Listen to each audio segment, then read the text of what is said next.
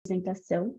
Vou aparecer uma mensagem na tela para vocês, então vocês colocam entendi, né, ou apertam o azulzinho.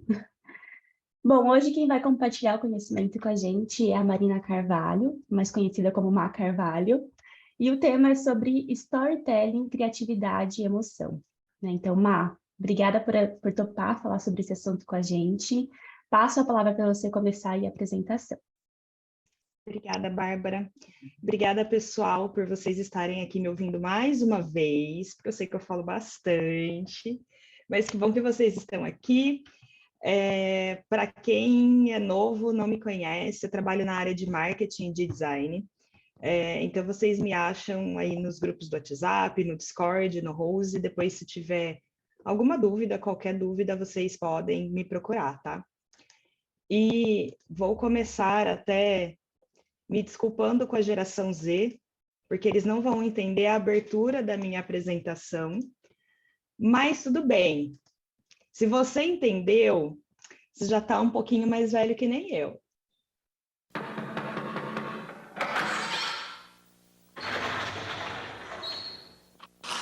Senta que lá vem a história.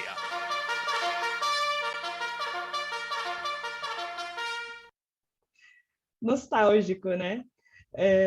Então, bom, nada mais é do que a gente começar a falar um pouquinho de história.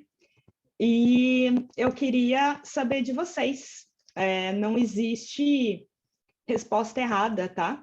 Mas para você, o que é storytelling? Se vocês puderem abrir um microfone para falar, porque como eu estou com duas telas, fica um pouquinho difícil de eu ver o chat. O que vocês acham que é storytelling? Qual que é a tradução livre para storytelling? Contar uma história.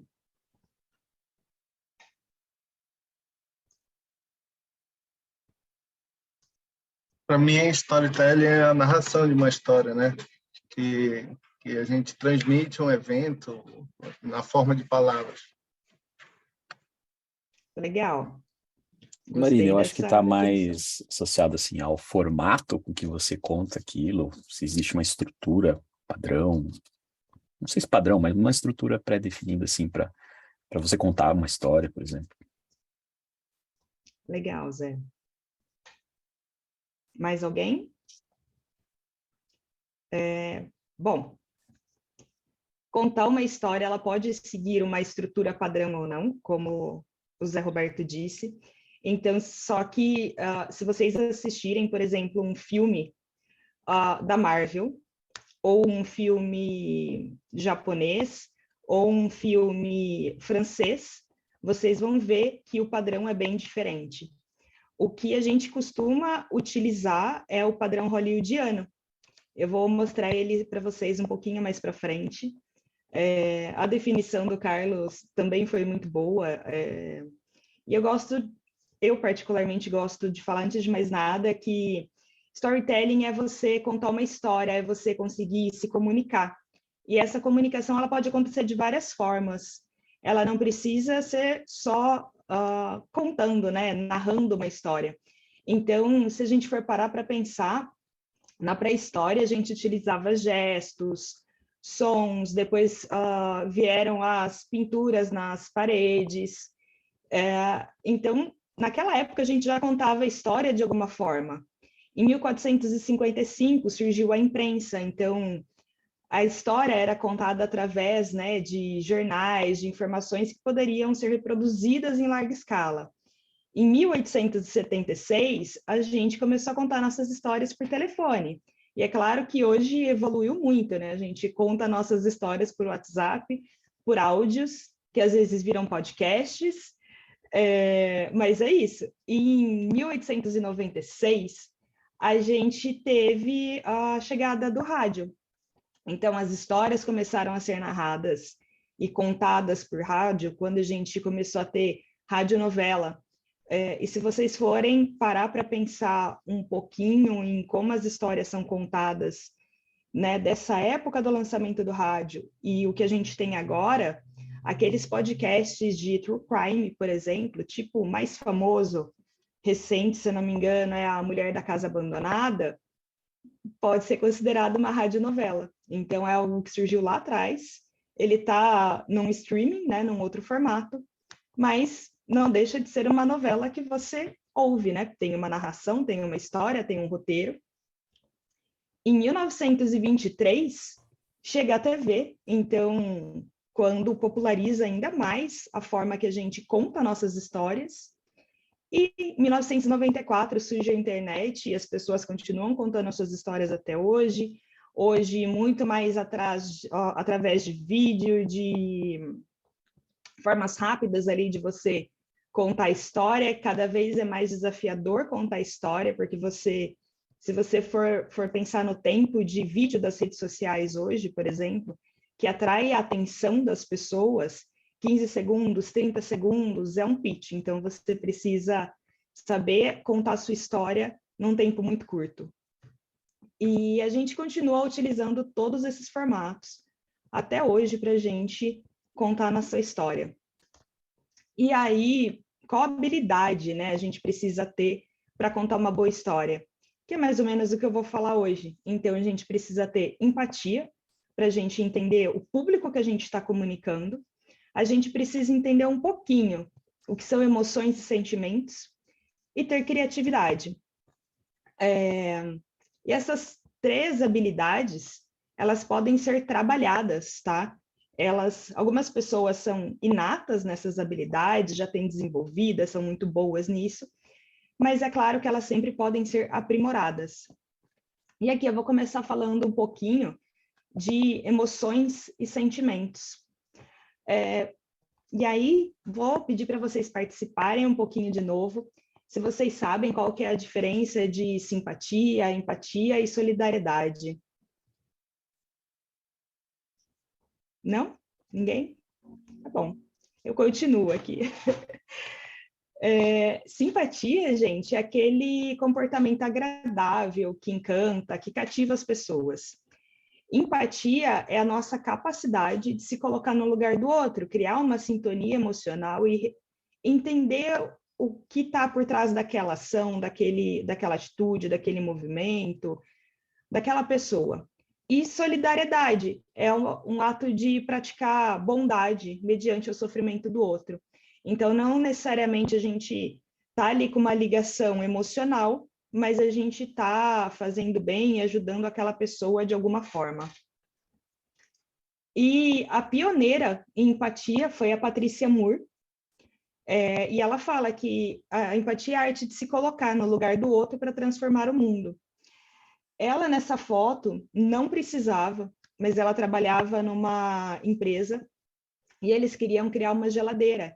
E ela falava que essa geladeira que eles queriam criar não funcionava para os idosos. E aí eles falaram assim, não, mas funciona para todo mundo. E ela falou, não, a porta é muito pesada, o idoso não tem força, não tem onde ele colocar a mão para abrir a geladeira, ele não vai alcançar a prateleira de cima. E ela ficou 2 semanas se vestindo como uma idosa, ela andava curvada, ela ficou com todas essas roupas aí que vocês estão vendo, para entender como é o dia a dia de um idoso. Essa foi um dos relatos mais profundos de empatia que teve. E é óbvio que mesmo ela se passando por alguém idosa, ela não era uma idosa, mas ela conseguiu chegar o mais próximo possível do teste que ela queria fazer. E depois disso, ela levou toda essa pesquisa para a empresa não quis mudar a geladeira e ela fundou a sua própria empresa de design. Ela é reconhecida hoje como a criadora do design universal, né? Pensando sempre na grande maioria das pessoas. E tem, né, um livro, se vocês se interessarem, ele chama O Poder da Empatia, a arte de se colocar no lugar do outro para transformar o mundo.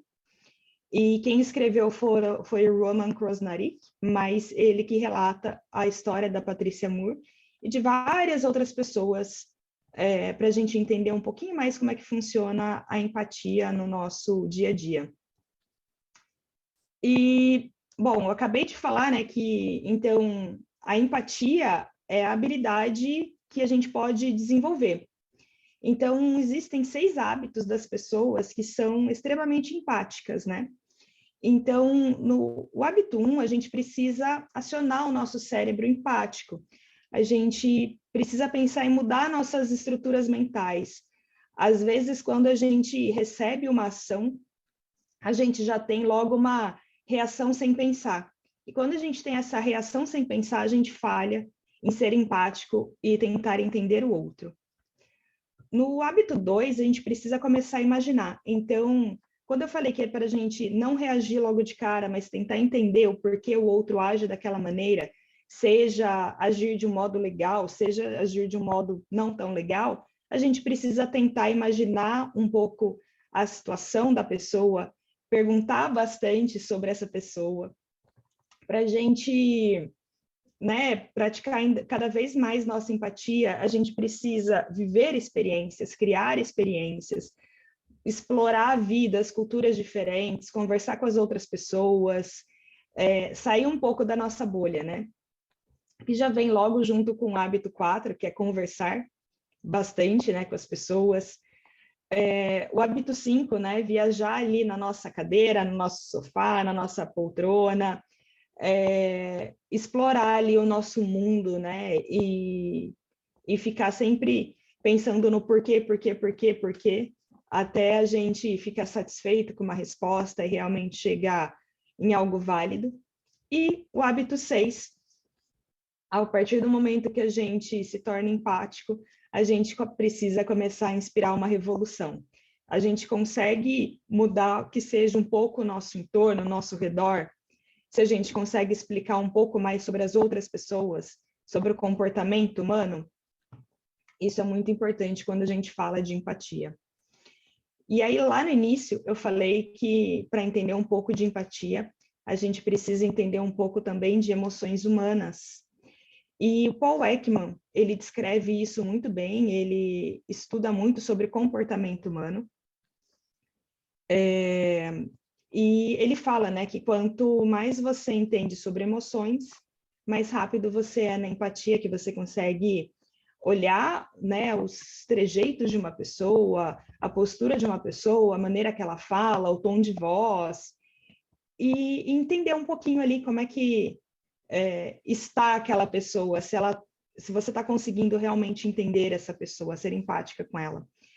E a comunidade científica hoje, ela é unânime no reconhecimento de 7 expressões, né, universais. Então, a alegria, a aversão, a raiva, o desprezo, o medo, a surpresa e a tristeza. Então, todas as outras emoções que a gente fala que sente são derivadas dessas 7, tá? Falar que são outras emoções não é errado, elas só são derivadas dessas 7. Tem um seriado que chama Lie to Me, que esse ator, né, ele é contratado pelo FBI, pela NSA, pela CIA, advogados e tal, para saber se uma pessoa está mentindo ou não, muito pela expressão facial. E aí ele explica, até pela forma que a pessoa senta, que ela conversa, que ela está em pé, então ele faz a leitura corporal também, tá? E esse seriado, Lie to Me, também é baseado um pouco na obra do Paul Ekman, que fala sobre emoções, né? E aí é importante a gente saber também que emoções e sentimentos são diferentes, tá? Emoção é sempre o que a gente sente primeiro, é aquilo que nos dá um gatilho para algo, para uma ação, por exemplo. Então, se a gente sente uma emoção que ela é sempre passageira, ela não tem um tempo determinado, mas ela é passageira, ela não fica com a gente. Ela vai sempre gerar uma ação. Se for positiva, vai ser, por exemplo, uma celebração, uma busca por mais, por algo além. Ou ela pode ser negativa, que ela vai levar a uma luta, a uma fuga, a uma modificação. Sempre que a gente gera uma emoção, depois a gente vai ter um sentimento. E o sentimento é aquilo que fica com a gente. Ele é individual, é privado, a gente não vai externar isso para o mundo, né? E o sentimento, ele sempre vai levar a uma reflexão. Se for positiva, vai ser uma acomodação, um relaxamento, consideração. E se for negativa, uma prostração, uma conformidade. E nas palavras de uma neurocientista, a doutora Sarah McKay, ela fala que as emoções ocorrem no palco teatral do corpo e os sentimentos ocorrem no palco da mente. Então, talvez aí fique um pouquinho mais fácil de vocês entenderem a diferença de emoção e de sentimento. E também é importante a gente entender quais são os principais impulsos humanos, tá? Porque tudo isso está relacionado às nossas emoções, a nossos sentimentos e a nossa empatia. E aqui entrando um pouquinho mais para a área mercadológica, digamos assim, né? Quando eu falo como a gente consegue entender isso numa empresa, né? Quando a gente vai conversar com alguém, ou internamente, ou quando a gente vai conversar com os nossos clientes, por exemplo, ou quando a gente vai prospectar, a gente está falando com alguém novo, as pessoas, elas têm o eixo evolutivo e o eixo social. E durante a nossa vida, a gente sempre vai migrar entre esses eixos. A gente nunca vai ficar ou só em estabilidade, só pertencimento. Tá? Então, cada hora a gente vai estar num lugar. E quando a gente entende, conversa com a pessoa, pratica empatia, a gente consegue entender a emoção dela numa conversa, a gente consegue entender se essa pessoa, ela preza a maestria, ou seja, ela quer se diferenciar, ela quer ir além, ela quer crescer, ela quer evoluir. Se ela está nesse momento da vida dela, se a pessoa está prezando estabilidade. Então, não adianta ser muito arrojado, não adianta querer empurrar a pessoa além do limite, porque ela não vai, porque não é isso que ela busca agora, é estabilidade. E qual eixo social que ela está? Se ela está da individualidade, se ela quer se destacar individualmente, se ela está um pouco mais num momento reservado, ou se ela está num momento de pertencimento. Então, pertencimento é pertencer a um grupo, tá? Eu quero estar entre as pessoas que inovam, quero pertencer ao grupo das pessoas que inovam. Então, você está aqui nesse eixo social de pertencimento. Beleza até aqui? Se alguém tiver alguma dúvida, vocês podem abrir o microfone para falar. Se vocês perguntarem no chat, eu posso ler depois e responder, tá bom? E aí, depois que eu falei de tudo isso, qual que é o papel das histórias em tudo isso? Como é que eu utilizo emoções, empatia, maestria, as nossas habilidades ali para contar uma história? Bom, eu vou falar um pouquinho do Ernest Hemingway. Provavelmente algumas pessoas conhecem.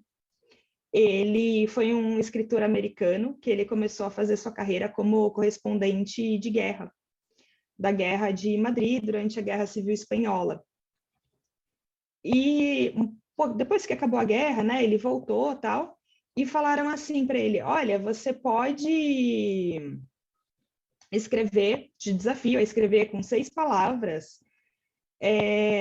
para uma loja infantil algo que venda e que seja importante para as pessoas, que toque o coração das pessoas. E aí ele escreveu essa frase que vocês estão vendo em inglês, mas já vou traduzir para vocês, que uma tradução rápida é tipo: à venda sapatos de bebê nunca usados. E é claro que para a gente não é nada demais, você vai falar assim: nossa, mas que tosco, Marina.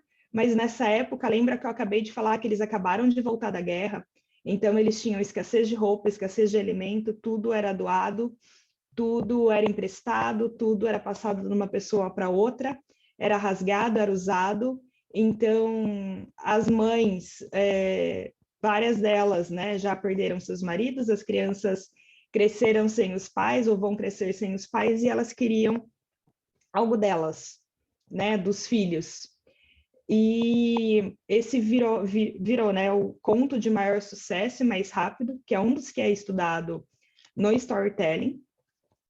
E um outro neurocientista, ele foi estudar, né, e elencou 3 fatores, né, que levaram a essas 6 palavras terem tanto sucesso, e também como ter sucesso nas coisas que a gente escreve.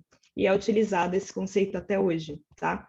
Então, quando a gente conta uma história, ela precisa utilizar o conceito de limiar de atenção do cérebro a seu favor, ou seja, precisa fisgar a pessoa rápido, a pessoa precisa bater o olho, entender o que a gente está querendo dizer ou o que a gente está querendo contar, precisa pelo menos despertar o interesse. Utiliza o poder do impacto emocional.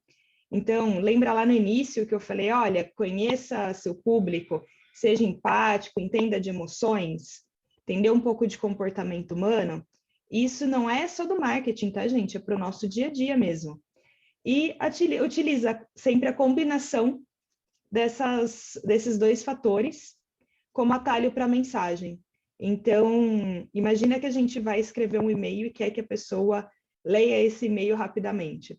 Como é que você pode despertar ali o gatilho dela de atenção e o gatilho emocional ao mesmo tempo para a pessoa abrir seu e-mail de uma forma mais rápida do que ela abriria?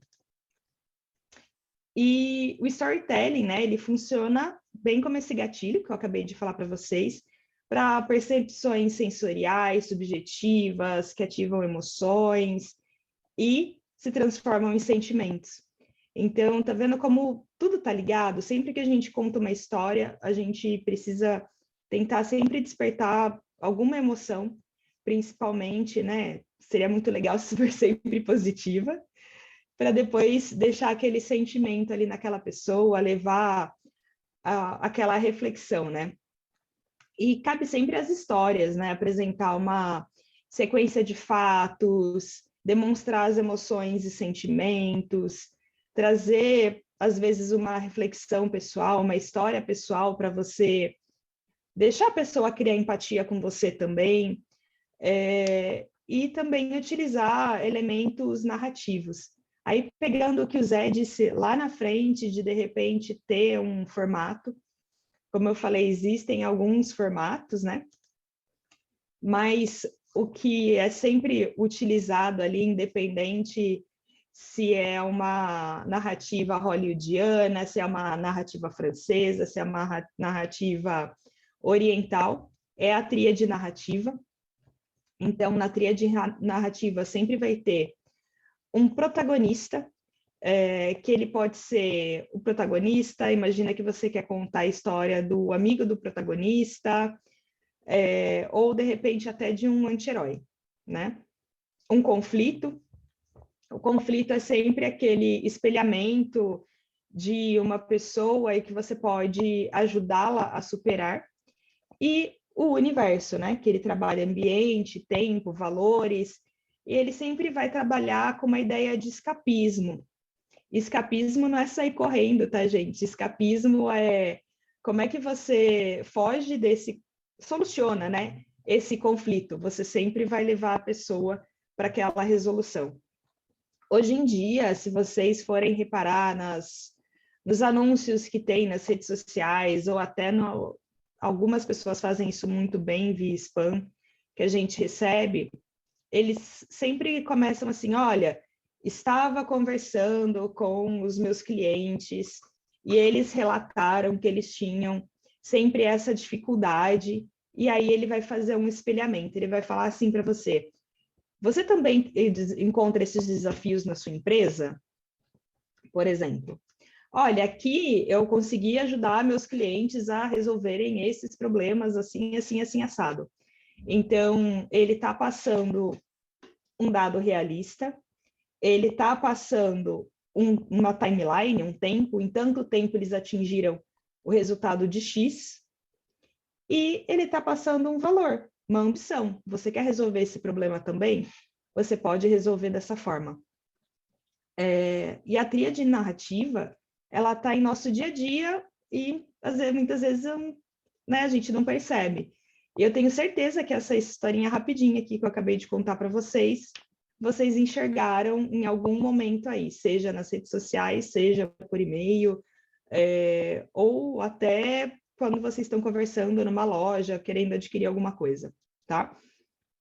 E também vou dar um exemplo, e aí eu vou mostrar ele de novo, porque a Bárbara já fez isso muito bem no workshop da Hero's Journey, que são os 12 passos da jornada do herói. A gente já viu isso, então Não vou explicar esses passos tudo de novo, porque a Bárbara, como eu já disse, fez um ótimo trabalho, mas eu vou criar uma situação um pouquinho diferente, para ver se vocês entendem um pouquinho mais e fixam um pouquinho melhor sobre a jornada do herói, que também é muito utilizada em tudo que a gente vê de filme, de seriado, tá? Então, imagina que você está com um problema pessoal ou profissional, só que você está aqui no seu status quo, no seu cotidiano, você se sente frustrado, insatisfeito, infeliz, mas você mantém essa situação. E aqui no chamado para aventura, né, por mais que você fale, continua assim, amanhã eu penso nisso, acontece alguma situação que te tira, te faz sair do seu controle de ficar nessa procrastinação, por exemplo, e você, beleza, vou tentar ver atrás. Mas é padrão do comportamento humano a gente resistir a essa mudança. Por quê? Porque nosso cérebro, ele é preguiçoso. Ele quer ficar ali na sua zona de conforto, tá? E normalmente a gente vai tentar fugir dessa realidade, a gente vai, sei lá, culpar o mundo, e é normal, tá, gente? Acontece isso com todo mundo. Mas esse passado nosso vai acabar mudando, porque a gente vai achar uma fórmula mágica, a gente vai encontrar alguém que vai ajudar a gente a resolver nosso problema. E a hora que essa pessoa começa a ajudar a gente vai se tornar os nossos próprios heróis. Então, a gente vai ser protagonista da nossa carreira, a gente vai ser herói da nossa carreira, herói da nossa vida, e a gente vai começar um novo ciclo, a gente vai testar, né, nossos aliados, a gente vai mudar com coragem, com persistência. Muitas vezes ali a vida testa a gente fala, putz, agora que estava dando tudo certo, isso aconteceu. É normal, a gente vive numa grande jornada do herói aqui. Mas nesse momento a gente já tem nossos amigos, a gente já sabe as pessoas que a gente pode contar, a gente tem nossas famílias, tem nossos mentores, a gente já chegou até aqui, então a gente não vai voltar, né? A gente já está no 8º passo, e até onde a gente iria, de repente, para atingir aquele objetivo, né? Então, e o que a gente vai ter lá no final, na ponta, que vai ser a nossa recompensa? Precisa criar novas habilidades, novos conhecimentos, vencer nossos medos. E se a gente retornar, né? Como é que será que a gente retorna? A gente retorna uma outra pessoa, uma pessoa transformada, a gente começa até a pensar se essa mudança nossa é tão verdadeira e a gente começa a incentivar os outros a mudarem, até tirar as outras pessoas do status quo. Então, eu realmente acredito que, assim, os 12 passos da jornada do herói é muito baseada, né, quando o Joseph Campbell criou, ele até baseou um pouco no nosso dia a dia, porque se você for parar para analisar a sua própria vida, muitas vezes a gente está dentro desse ciclo da jornada do herói. Por isso que eu falei que nós somos heróis da nossa vida, da nossa carreira, de tudo que a gente faz, porque a gente sempre tem a zona de conforto e o mundo desconhecido. E é tudo normal. Legal, Marina, mas como a gente utiliza o storytelling para transmitir uma ideia? Então, eu falei um pouquinho da tríade narrativa, falei de storytelling, emoções, empatia, sentimentos. Da forma tradicional. Da forma tradicional, a gente sempre vai ter aquela premissa, que é um produto. Tipo, eu não estou te perguntando o que você quer. Eu estou te falando que, olha, esse produto é ideal para você, porque ele tem isso, isso e isso. Só que dessa forma não se vende mais. Embora ainda tem muitas empresas que tentam vender assim, elas não querem resolver um problema, elas querem te empurrar algo que elas acreditam muito. Ou não, às vezes também não. E aí, levando até um pouquinho para o design, né? No design, a gente sempre fala que a gente precisa se apaixonar pelo problema, não pela solução. Sempre que a gente se apaixona pela solução, a gente esquece do problema e por que a gente está tentando resolver algo. Então, a forma tradicional, ela se apaixona pela solução e não pelo problema. Só que, às vezes, as pessoas querem que esse problema seja resolvido de uma forma diferente. E quando a gente fala, né, de seguir o storytelling de uma forma rápida, que são aquelas formas que eu falei lá no início, de vídeos curtos, né, que cada vez ali o nosso pitch precisa ser um pouquinho mais rápido, a gente precisa sempre pensar de uma forma diferente. Continua sendo 3 etapas ali, mas a gente tem a construção de um cenário, de um conflito. Então, ali atrás eu falei da tríade narrativa, e nela eu falei que a gente sempre vai ter um conflito e o cenário. Então, é nessa primeira construção que a gente vai sempre trazer esse espelhamento. Olha, se você está passando por essa situação, ou a sua empresa, ou alguém que você conhece, olha, isso também aconteceu com outras empresas aqui, ou com outras pessoas.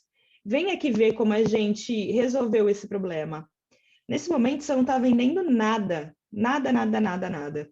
Você só está mostrando para a pessoa que existem formas dela resolver esses conflitos, esses problemas que ela tem. E aí, entrando um pouquinho na forma hollywoodiana de fazer, que eu falei ali na frente, Hollywood, ele sempre utiliza a narrativa em W. Às vezes, quando a gente tem sequências de filme, eles não completam o W inteiro. Na grande maioria das vezes, sim. Mas nem sempre, tá? Então, a narrativa em W, ela vai usar o status quo, a primeira queda e a recuperação como forma de espelhamento. A segunda queda, ela sempre vai ser maior, porque ela é o regresso do herói. E a redenção, que é aquele recrutamento e projeção, tá? O que é o recrutamento e a projeção? Olha, você quer uma sequência? Vem assistir o próximo filme, então. Quer vir com a gente? Quer fazer parte disso aqui? Vem com a gente. É recrutamento e projeção. Então, como eu falei ali nos 12 passos da jornada do herói, né? No status quo, a gente tem mudança, questionamento da situação atual. Na primeira queda, temos a tentativa de compreensão e negação da mudança. Na recuperação, a gente começa a entender e aceitar a nova situação. Na segunda queda, né, a gente luta né, para não sucumbir ali aos desafios da situação. E na redenção, a gente encontra solução, resposta para resolver um desafio, para resolver algum problema. E aí, me desculpa quem não assistiu, mas eu vou trazer um pouco da narrativa em W do Matrix, para vocês visualizarem um pouco melhor, que a narrativa em W do Matrix, ela é perfeita, os 12 passos da jornada do herói também é perfeito, então, mas é um filme que aí saiu recentemente, talvez mais pessoas tenham assistido. Então, esse aqui é o Neo, ele está lá trabalhando na vida dele, no status quo, só que tem alguma coisa que incomoda ele, mas ele não vai atrás para saber o que é, ele está levando a vida, né? Até que ele tem o chamado A Aventura do Morpheus, né? Que é quando ele toma a pílula vermelha, que ele falou assim, beleza, então você está falando que eu estou vivendo aqui num mundo que não é real, vamos ver qual que é o mundo real. E aí ele vai aqui para essa cena onde ele está todo entubado, está vendo o mundo real pela primeira vez. É a primeira queda dele, então ele começa encontro com o mentor dele, ele começa a se recuperar, ele aceita a situação, ele tem seus aliados, ele tem seus amigos, que é quem vai dar força para ele começar a desenvolver cada vez mais essa história. E aí lembra que eu falei que a segunda queda é sempre maior que a primeira, quando a gente está contando uma história na narrativa em W, essa queda, ela está sucumbindo, né? Então, nessa hora, a Trinity está lá com o Neil está quase morrendo, mas a Trinity está lá como aliada, como amiga, como par romântico também fala, não, cara, você vai conseguir, vamos lá, você já aprendeu o suficiente, eu acredito em você.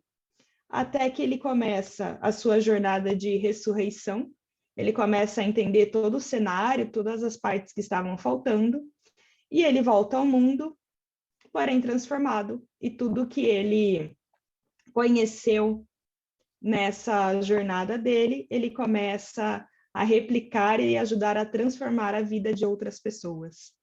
Então, é assim que a gente assiste a maioria dos nossos seriados, dos nossos filmes, lê nos livros, nos quadrinhos, usando a tríade narrativa, a jornada do herói, associada à narrativa em W. E tudo isso dá para a gente utilizar naquelas 3 etapas que eu mostrei ali atrás, do conflito, né, de você ter ali o espelhamento, o cenário de como aquilo acontece, e como a gente já resolveu esse problema para outras pessoas, como aconteceu. E aí você pode estar falando, legal, a gente já falou de tudo isso, mas não tenho criatividade para isso. E eu sei que muitas vezes a gente acha que, fulano de tal faz isso porque é super criativo, mas a criatividade, ela também pode ser trabalhada, tá? Então, vamos falar um pouquinho dela. A criatividade, ela é a nossa capacidade de criar conexões em comuns. Então, quanto maior o nosso repertório, por exemplo, vocês que estão aqui, quanto maior o repertório de vocês, mais vocês terem curiosidade, que inclusive, aí, fazendo um parênteses, né, é um dos valores da empresa, que o Art Talk está dentro do valor de curiosidade, né? Quanto mais vocês tiverem curiosidade e vontade de ter mais referências, mais fácil vai ser vocês criarem conexões em comuns para vocês serem criativos, tá? Existem formas da gente trabalhar a criatividade, seja no nosso dia a dia pessoal, seja no profissional, ou quando a gente está viajando, né, numas férias, a gente sempre consegue tirar alguma referência disso. E como a gente pode trabalhar a nossa criatividade? Então, depois eu vou passar essa apresentação para a Bárbara divulgar para vocês poderem pegar o link. Mas existe o Story Cubes. O Story Cubes, deixa eu mostrar aqui para vocês. Eles são dados, tá? Então, são 9 dados. Esse meu é do Harry Potter, mas existe alguns tipos de Story Cubes. Opa! E esses dados você joga. Então, 3 dados você cria um personagem, e aí pode ser totalmente aleatório, por exemplo, pode ser saem 3 imagens, né? Então, imagina que do Harry Potter pode sair uma coruja, uma espada e uma torre, então você precisa criar um personagem com essas 3 partes, e depois você precisa criar um cenário, e pode ser uma capa invisível, uma pessoa gritando em um baú, então precisa ter um conflito, alguma coisa precisa acontecer. E você tem um encerramento, e nesse encerramento pode ter, sei lá, um frango, um elfo e, sei lá, um professor. Então, são coisas totalmente aleatórias, e quanto mais você expande, né, o seu pensamento e você sai das premissas da lógica, melhor fica a história. E quanto mais pessoas participarem criando essa história, ou seja, cada uma falando uma parte da história, melhor fica. Isso dá para vocês, quem tem filho, dá para usar com os filhos para criar histórias. Isso é muito legal porque crianças imaginam bastante, criam bastante, então é legal até observar o processo delas. Dá para usar, gente, nas reviews, nas retros, dá para usar nas sessões de design rapidinho ali, quando você quer que as pessoas saiam um pouco ali do seu dia a dia e refresquem ali a cabeça, a mente. E existe também vários estilos desse aqui, são histórias enigmáticas. Eu tenho também, vou mostrar aqui para vocês. Histórias enigmáticas, tem vários tipos de histórias, tá? Então, tem histórias de terror, tem mistério, suspense e tal. Ele nada mais é do que um cardzinho que tem uma pessoa aqui, a câmera tá embaçada, mas acho que dá para ver mais ou menos. Aqui uma historinha embaixo. E nessa historinha, por exemplo, ele fala assim: o inspetor Kai quase pegou a ladra, mas Júlia Joia fez um movimento rápido, um instante depois ela escapou. Então, você precisa saber por que a Júlia Joia escapou, como ela escapou. Então, nesse momento, você precisa começar a perguntar vários porquês, porque a solução está na parte de trás do cardzinho, e só quem está lendo a história vai saber a resposta até alguém adivinhar essa resposta. E sempre que a gente começa a perguntar o porquê das coisas, a gente também começa a imaginar situações, por isso que nos tornamos um pouco mais criativos. E quando a gente fala do processo, né, de geração de ideias, de criatividade, o Graham Wallace, em 1926, ele lançou uma teoria que hoje é chamada arte do pensamento. Então, quem conhece um pouquinho sobre design thinking até percebe que é bem parecido com o que a gente trabalha hoje. Então, no estágio 1 de preparação, né, esta é a fase em que o problema é investigado, todas as suas variáveis são exploradas ao máximo. Então, imagina que quando a gente está falando de criatividade, a gente está falando de exploração mesmo de um problema. Depois tem o estágio 2, que é a imersão, que a gente faz aquele processo inconsciente, né? Onde a mente criativa, ela trabalha um pouco sem esforço direto. Inclusive, nas sessões de design, a gente utiliza muito o Miro, não sei se vocês conhecem, mas é uma plataforma colaborativa.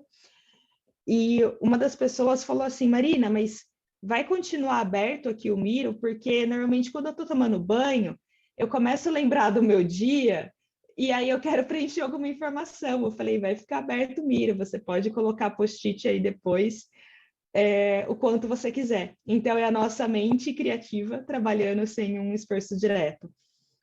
Nós temos o estágio 3, que é o momento de revelação, que é aquele momento ahá, né? Então, putz, é assim que a gente vai conseguir solucionar um problema. Aí a gente avalia, né, se é possível ou não, depois implementa, né? Então, mão na massa. E aí ainda existem diversas outras técnicas que dá para utilizar para chegar em todas esses estágios que eu acabei de falar. Então, dá para fazer brainstorm, dá para fazer roundtable, que a gente já fez algumas vezes aqui na arte, dá para utilizar alguns frameworks, como o Mescai. Depois, se vocês quiserem, eu posso separar alguns frameworks e deixar aberto para vocês consultarem e aplicarem nas equipes de vocês.